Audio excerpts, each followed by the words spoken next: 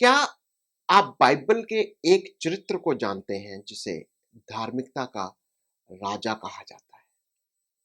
सलेम का राजा या शांति का राजा कहा जाता है। ना तो कोई उसका पिता है, ना कोई उसकी माँ और ना कोई उसकी वंशावली है। उसके जीवन की ना तो कोई शुरुआत है और ना कोई अंत। आप सोच रहे होंगे कि मैं यीशु के बारे में बोल रहा हूं। नहीं, मैं उसके बारे में नहीं बोल रहा। बाइबल बताती है कि ये व्यक्ति यीशु की तरह था या उसकी समानता में था और हमेशा के लिए याजक ठहरा जब तक वह जीवित था।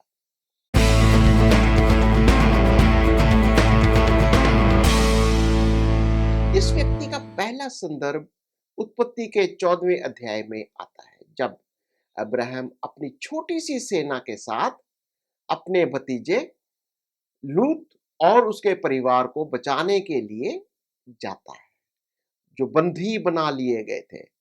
अब्राहम ने राजाओं को हराने के बाद लूत को वापस ले आया और इस रहस्यमय चरित्र को इससे मुलाकात करता है, जो मलकीसिदक कहलाता है।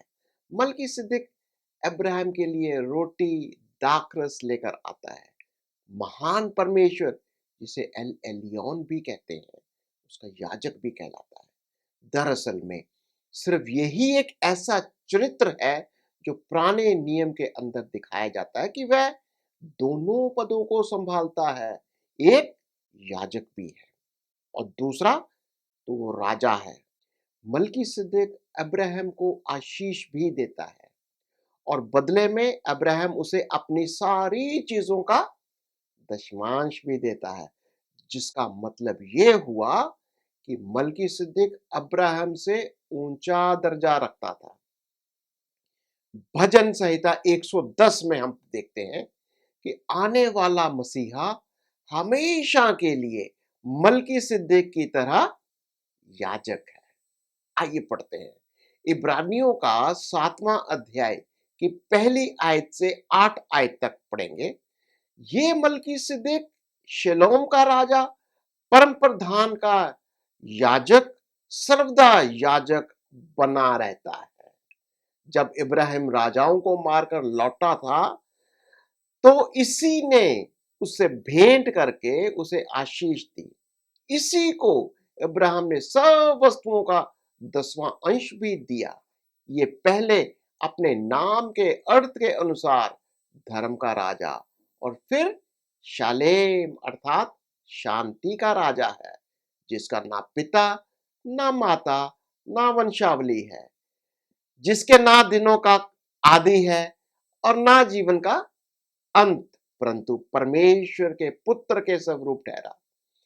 अब इस पर ध्यान दो कि ये कैसा महान था, जिसको कुलपति इब्राहिम ने अच्छे से अच्छे माल की लूट का 10वां अंश दिया। लेवी की संतान में से जो याजक का पद पाते हैं, उन्हें आज्ञा मिली कि लोगों अर्थात अपने भाइयों से, चाहे वह इब्राहिम की ही देह से क्यों ना जन्मे हो, व्यवस्था के अनुसार 10वां अंश लें। पर इसने, जो उनकी वंशावली का भी ना था, इब्राहिम से 10वां अंश लिया और जिसे प्रतिज्ञा मिली थी उसे आशीष दे। और उसमें संदेह नहीं कि छोटा बड़े से आशीष पाता है। और यहां तो मरणहार मनुष्य 10वां अंश लेते हैं, पर वही लेता है जिसकी गवाही दी जाती है कि वह जीवित है। संक्षेप में हमने क्या सीखा? मलकीसिदक धार्मिकता का राजा है, वह शलेम का और शांति का राजा है। यशायाह की किताब में यीशु को शांति का राजकुमार कहा जाता है। मलकीसिदक का कोई पिता नहीं है, ना ही उसकी कोई मां है, ना ही उसका कोई वंश है। उसके दिनों की कोई शुरुआत नहीं, ना ही मलकीसिदक के दिनों का कोई अंत है, जो हमेशा के लिए याजक है और हिमायत की प्रार्थना करता है।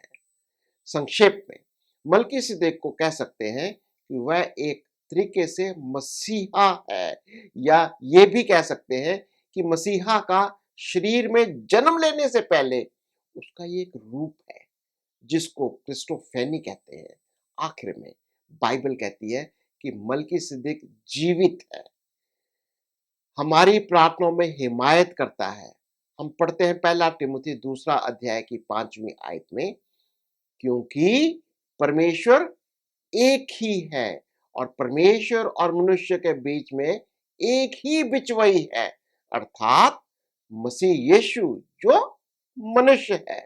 प्रभु आपको अपने स्वर्गिक भंडार से बहुत आशीष दे।